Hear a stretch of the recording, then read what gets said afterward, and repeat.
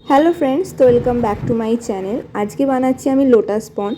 এই কোস্টারটা আমার অনেক দিন আগে থেকেই কেনা রয়েছে, কিন্তু এটার ওপর কী বানাবো আমি সেটাই ভেবে উঠতে পারছিলাম না।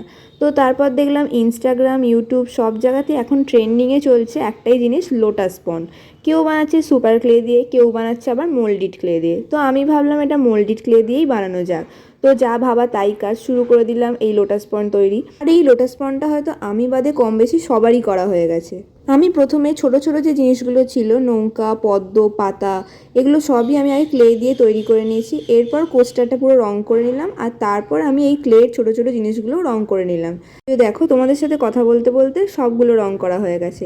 এরপর একে একে এই যে জিনিসগুলো আছে, নৌকাটা আমি আঠা দিয়ে বসিয়ে নিলাম, আর তার চারপাশে যে ঘাস রয়েছে সেটাকেও বসিয়ে নিলাম। আর এরপর আমি অ্যাপ্লাই করে নেবো রেজিন। এটাই হলো আমার রেজিনের প্রথম কাজ, যেহেতু আমার খুব ভয় করছিল যে কি করব কি না করব।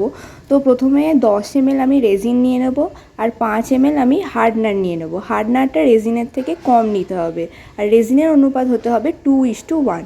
এরপর দুটোকে মিক্স করে নিয়ে এরপর আমি কোস্টারের ওপর এটা অ্যাপ্লাই করে দিচ্ছি। রেজিনটা অ্যাপ্লাই করে দেওয়ার পর যে যে জায়গাগুলো রেজিনটা পড়েনি, একটা সরু কাঠি দিয়ে আমি সেই জায়গাগুলোতে ভরাট করে দিলাম। এরপর একে একে যেগুলো আমি মোল্ডিড ক্লে দিয়ে পদ্ম, পাতা যেগুলো বানিয়েছিলাম সেগুলো এটার ওপর আস্তে আস্তে বসিয়ে দিলাম। আর এটাই প্রত্যেকটা সুন্দর করে বসিয়ে নেওয়ার পর এটাকে কিছুক্ষণ শুকনো হতে দিতে হবে। আর কয়েক ঘন্টা রোদে শুকোনোর পর এটা হলো আমার লোটাস পন্ডের ফাইনাল লুক। আর এটা কেমন হয়েছে তোমরা অবশ্যই আমাকে জানিও। Thanks for watching.